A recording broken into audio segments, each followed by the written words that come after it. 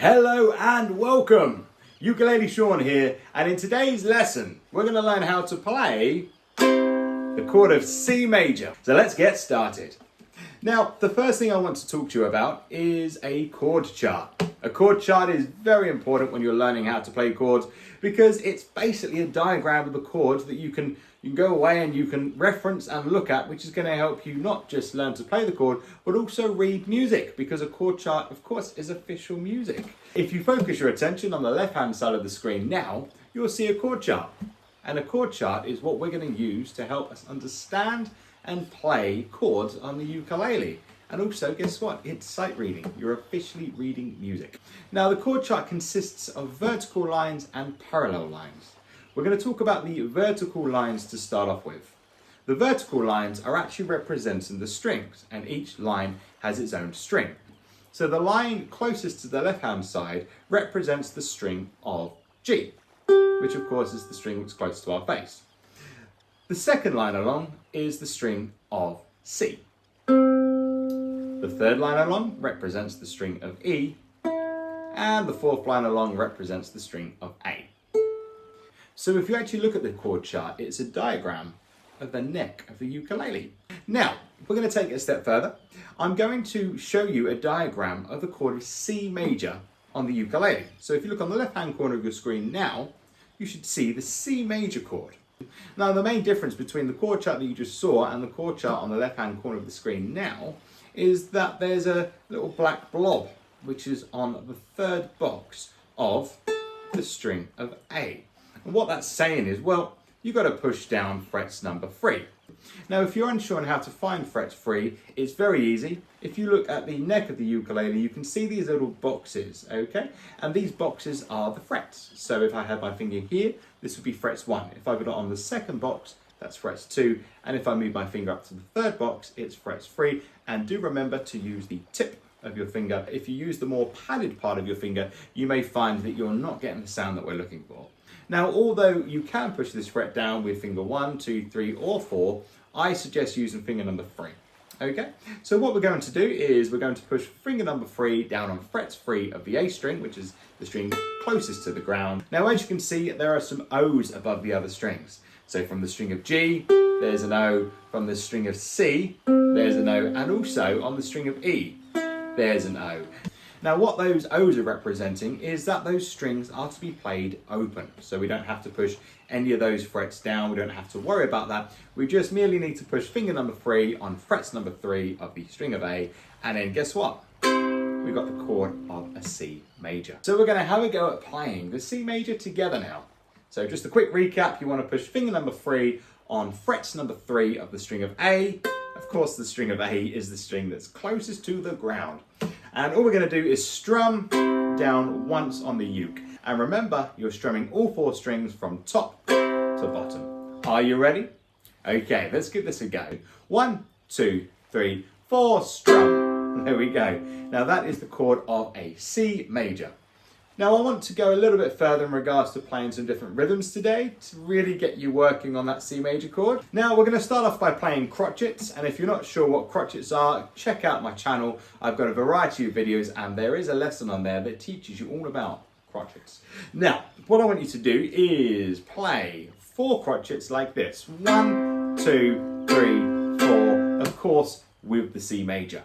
Now there is something we can use. It's something fun that we can use that's called mnemonics. Now, a mnemonic is a word that you say to help you understand the length or the rhythm of a musical note, or notes, depending on what we're playing. So in this case, we're actually going to use the mnemonic of tea, like a cup of tea, okay? And if I say the word tea, that's going to give me the correct amount of time or correct length to go from one note to the other. That's one crotchet to the other. So if I said and played tea, T, that is 1 beat, okay, or 1 crotchet. So what we're looking to do is play 4 T's using the chord of C major, which should sound like this. T, T, T, T, okay? So we're going to do that together now. We're going to play 4 T's. Are you ready? And 1, 2, 3, 4, T, T, T, T. Very good. You can count 1, 2, 3, 4. There's nothing wrong with that. 1, 2, 3, 4. It's completely up to you. But sometimes we can play things too fast, or we can play them too slow. So we end up playing quavers, or we play semi-breves or minims when we don't mean to. And that's why mnemonics can really help you understand the length of a musical note. So let's try that again. We're going to play 4 T's. 1, 2, 3, 4. T, T, T, T. Good job. Now, if you've watched the channel from the beginning, you would have already learnt about quavers. If you're not sure about quavers, please feel free to check out the video on my channel that teaches you how to play quavers on the ukulele, or you can wing it. It's up to you, it's your time, you do what you want with it. So what we're going to do is play quavers, and just a quick recap on quavers. A quaver has a value of half of a beat, which means we need 2 quavers to make 1 whole beat, which means we have to play 2 notes in the same amount of time it took us to play that 1 crotchet. So I would suggest saying the word coffee when you play 2 quavers. So it would sound like this. Coffee. Now you can play this down, down, down, up. I wouldn't play up, up, but you could. Coffee. It's completely up to you. And something I do want to recap on is, of course, how to strum. If you're strumming like this, you might want to stop because that is a terrible movement for your arm to strum the uke-on. You actually want to do it all from the wrist. Okay, so the strumming motion comes from the wrist when you're playing the ukulele, not the arm. We're not lifting weights, unfortunately. Not here anyway. So let's have a go at strumming the C major together using coffees. 1, 2, 3, 4. Coffee, coffee, coffee, coffee. Now, don't worry if you're not able to keep up to speed with me. It's not the end of the world. Pause the video, just take your time working on that coffee, and then push play. Even if it has to be like this. Coffee, coffee. I do not mind. So do not be afraid to slow what I show you down to the point where you think it's too slow.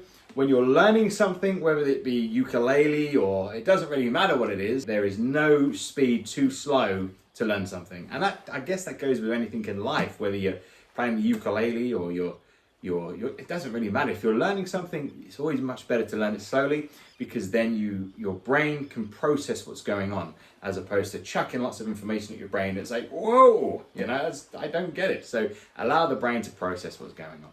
So let's have a go at playing these coffees again. We're going to do another bar of that. 1, 2, 3, 4. Coffee, coffee, coffee, coffee. Very good.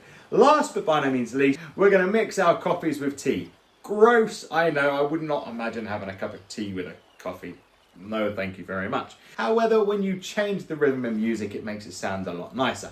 So what we're going to do is we're going to start off with tea, and then we're going to play a coffee, then we're going to play a tea and a coffee. So it should sound something like this. Tea, coffee, tea, coffee. Okay? So if you're not sure of the strumming pattern here, I would suggest down, down, up, down, down, up. All right, so let's try that together. 1, 2, 3, 4.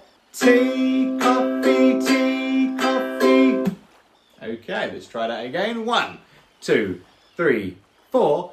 Tea, coffee, tea, coffee. Good. Now we're going to have a go at playing that 2 times through, or how many bars? 2 bars, that's right. 1, 2, 3, 4. Tea, coffee, tea, coffee, tea, coffee, tea, coffee. Very good. Now let's mix it up. So let's start with coffee and then tea. So it should sound like this. Coffee, tea, coffee, tea. Which, if you're not sure on that strumming pattern, down, up, down, down, up, down. Let's try it together. 1, 2, 3, 4. Coffee, tea, coffee, tea. Good. Let's do that again. 1, 2, 3, 4. Coffee, tea, coffee, tea. How about tea, tea, tea, coffee? Let's try that one. So it should sound like this. Tea, tea, tea, coffee. Okay, let's give that a go together. 1, 2, 3, 4. Tea, tea, tea, coffee. Very good. And again, 1, 2, 3, 4. Tea, tea, tea, coffee. Let's change the rhythm again. Let's say coffee, coffee, tea, tea. Okay, it's going to sound like this. Coffee, coffee, tea, tea. Strumming pattern very quickly. Down, up, down, down. Let's do that together. 1, 2, 3, 4. Coffee, coffee, tea, tea. Okay, and as you can see, you can change those combinations out however you want. Okay, if you want to just play coffees, teas, tea, coffee, coffee, coffee, tea, it's completely up to you. That's the fun of learning a musical instrument. There are so many combinations of doing things, and that's why I love learning music, and I've been teaching music for 15 years, and I still love it to this day. Unfortunately, that's all we got time for today. If you haven't already, please do subscribe to the channel, and if you like that video, give it a thumbs up. And if you're interested in either private coaching with myself or to learn a little bit more about the uke, stuff that you don't necessarily see on YouTube, please check out my Patreon channel in the link below. That's all we got time for.